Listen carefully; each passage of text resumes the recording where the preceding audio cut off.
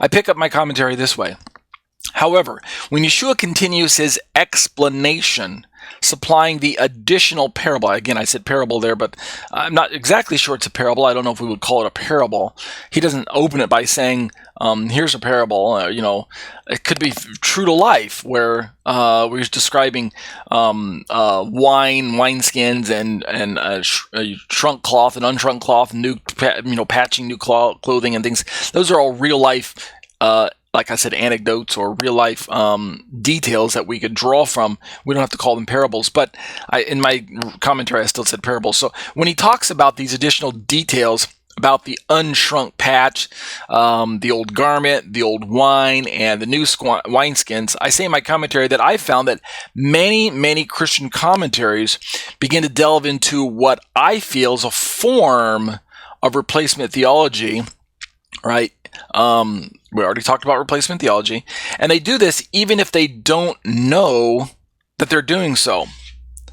And I like to think it's the result of centuries, decades and centuries, right, almost 2,000 years of a narrative that has now become quite commonplace in standard Christian circles. When I say narrative, I mean we're talking about kind of a set of explanations that are not only shared and offered by most well-meaning Christian pastors, theologians, seminarians, and the like, but it's also now cross-referenced internally, so that the research feeds the current sermons, and the sermons then form the bedrock for additional discussion. So it's kind of a snowball effect, almost a bit of a feedback loop, where if you ask your average pastor, what do you believe about Israel versus the church, right? Or Judaism v. Christianity,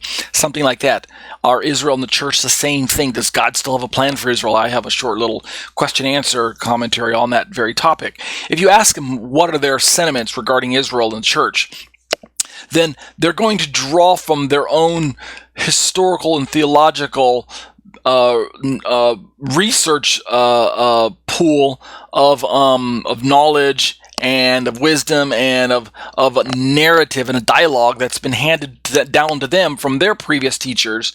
And then at the same time, their answers form the foundation for more continued teachings and sermons on the topic. So, we're going to look at John Piper, we're going to look at John MacArthur, we're going to look at GotQuestions.org, we're going to look at David Guzik. These are well-known Christian pastors and Bible teachers of today's era. In other words, they're all modern. I'm not using any pastors that I could have done this, bygone, pastors and sermons from days gone by, Calvin or Luther or something. I could have drawn from great men of faith who've already passed on, but I'd rather pull from some current ones, because you can still dialogue with these gentlemen and ask them, can you clarify what you meant in your commentary on replacement theology? Can you give us further insight into your definition of what you mean by the church is not Israel, or Israel is not the church, etc., etc.? We can still ask them questions and get real life answers. Versus, you can't have any conversations with Luther or Calvin anymore. Whatever they wrote down is there, right? It's set in stone now. It's all we've got. So, as I read through commentaries on my own, I encounter what I feel is a form of replacement theology, and I think it's there even if they don't know that they're trying to describe it.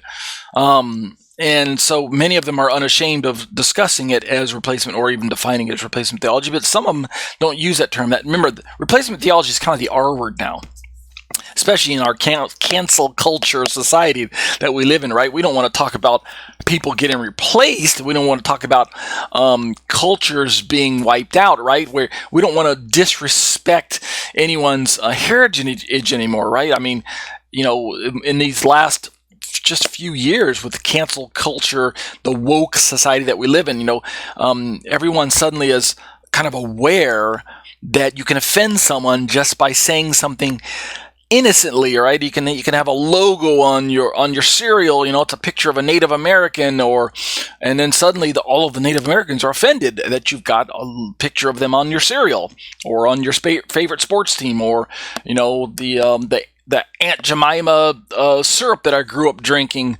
Suddenly, that's offensive to African American folks, right? Because it's formed in the shape of an African American woman, or an old slave woman, or something like that. And so, all of a sudden, everyone's scrambling to change the representation of other people because of possibly offending someone, and of course, this leads to the possibility of lawsuits and all kinds of things. People drop your stock because you didn't move with the times. So, replacement theology, I like to think, is probably becoming in church circles going to be somewhat openly offensive to, if you just say, hey, well, the church replaced Israel. Well, let's stop and ask Israel, how do you guys feel about that? What do you think about the church has replaced them, has replaced you, right? The Jews are out, the Christians are in, the Gentiles are in. The Old Testament, it's out, it's old. For many, many years, the Jewish people have really not said a lot concerning how they feel about replacement theology. Your average rabbi will just tell you, well, we don't follow that theology. That's something we don't believe in. But I think more and more Jewish authors are going to begin to, if they haven't already, I know a few that have, beginning to speak out against this type of theology.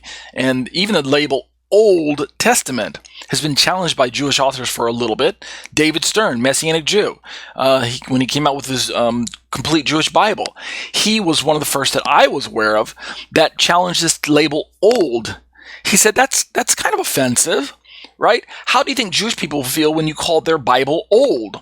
Hey, your Bible, the Tanakh, it's got Genesis through Malachi, what we call in our Bible Malachi, but in their Bible is 2 Chronicles. Your Bible is the old in our Bible. In our Christian Bible, we call your Bible old, and our Bible is new. And right away, those terms kind of foster feelings and create thoughts in your mind. Old is that which is outdated, displaced. It's used up its purpose, right? It's something that needs to be replaced. Old clothes need to be thrown out sooner or later, given away to the Goodwill or something like that. If I go to the fridge and I pull out an apple and it's an old apple, maybe it's rotten, it needs to be thrown out. Old food, expired food, needs to be thrown out. So, Old Testament. So that's kind of where we're going to be. We're going to have some discussions about all that during this particular study.